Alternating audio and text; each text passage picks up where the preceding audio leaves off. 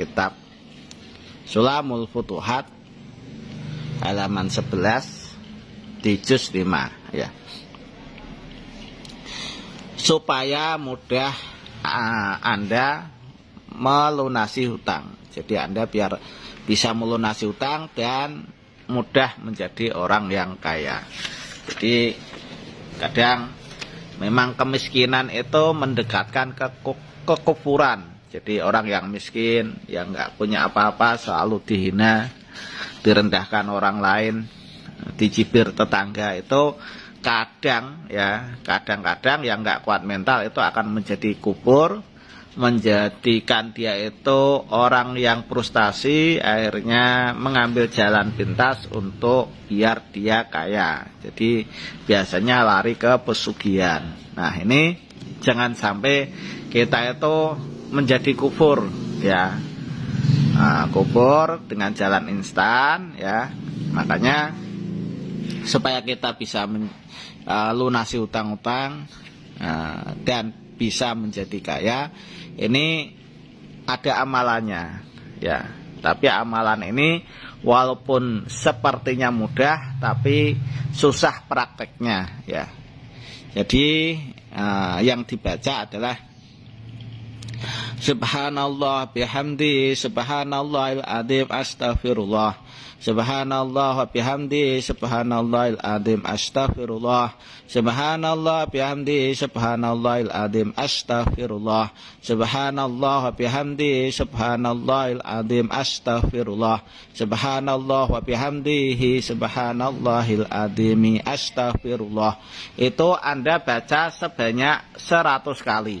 Nah, ini membacanya ini yang agak susah atau sulit. Jadi tata cara membacanya ini Anda baca setelah Anda melaksanakan sholat qobliyah subuh atau sholat 2 rakaat fajar ya. Kemudian jadi dikerjakan pas waktu sebelum Anda melaksanakan sholat subuh. Nah, ini kalau Anda jadi imam mudah mengaplikasikannya. Jadi kalau jadi imam ya sholat qobliyah subuh, baru Anda baca Subhanallah bihamdi subhanallahil adzim astaghfirullah. Subhanallah bihamdi subhanallahil adzim astaghfirullah. Subhanallah bihamdi subhanallahil adzim astaghfirullah. Nah, itu sebanyak 100 kali setiap hari ya. Yang susah itu ketika Anda mengamalkannya, ini posisinya jadi makmum. Kenapa? Karena pas waktu habis adzan Anda sholat qobliyah dulu ya, 2 rakaat fajar, kemudian baca amalan ini 100 kali. Nah, biasanya kalau makmum ya repot. Sebelum kita dapat 100 kali sudah dikomat ya, diikomati. Akhirnya ya jadi batal amalan kita.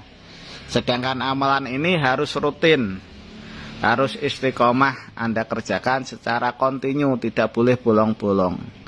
Ya, kalau Anda pengen kaya ya bisa Anda praktekkan itu, Anda ngajak istri Anda. Jadi nanti sholat berjamaah sendiri, setelah adzan sholat subuh Anda sholat qobliyah atau sholat rakaat fajar, kemudian baca subhanallah bihamdi subhanallah adzim astaghfirullah 100 kali, kemudian baru Anda melaksanakan sholat subuh secara berjamaah dengan istri Anda. Insya Allah ya, kalau mengamalkan amalan ini semua hutang-hutang Anda itu akan jadi lunas dan Anda akan kaya raya ya. Kaya, pokoknya kaya, tidak akan susah dalam mencari rezeki. Bi ghairi ta'abin, dengan tanpa harus bersusah payah kerja ya. Rezekinya datang bi ghairi hisab, tanpa tahu arah datangnya rezeki tersebut ya. Jadi rezekinya datang dengan tanpa kita duga-duga arah datangnya rezeki, tapi itu pasti ada rezekinya ya. Rezeki yang tanpa kita duga-duga datangnya. Jadi kalau Anda rutin kontinu mengamalkan amalan yang pendek ini ya secara istiqomah, maka khasiat atau keramatnya akan keluar. Anda akan ditakdirkan menjadi orang yang kaya raya dan bisa melunasi semua hutang-hutang Anda. Nah, ini repotnya yaitu tadi, ini harus dilaksanakan secara berjamaah. Maksudnya Anda tidak boleh sendirian, jadi harus sholat secara berjamaah. Itu lebih afdolnya, lebih bagusnya begitu. Jadi setelah adzan subuh Anda sholat qobliyah dulu 2 rakaat, kemudian baca subhanallah bihamdi subhanallah azim astagfirullah 100 kali, baru Anda melaksanakan sholat secara berjamaah sholat subuh. Insya Allah semua beban hidup Anda, hutang-hutang Anda, walaupun itu ratusan juta bahkan miliaran, itu akan dilunasi oleh Allah Subhanahu wa Ta'ala dengan tanpa diduga-duga, ya. Pokoknya kita hakul yakin. Kenapa? Karena di situ banyak sekali ulama yang sudah menguji materikan amalan ini, sudah mempraktekkan amalan ini, dan beliau-beliau ini tidak ada yang namanya hidup di dunia sengsara, itu enggak ada. Hidup di dunia berkecukupan, bahkan berlebih-lebih, ya. Maksudnya itu ya hidupnya enak. Orang lain punya mobil, ya beliau punya mobil. Orang lain punya rumah, ya beliau punya rumah. Jadi enggak ada yang namanya hidup di dunia sengsara.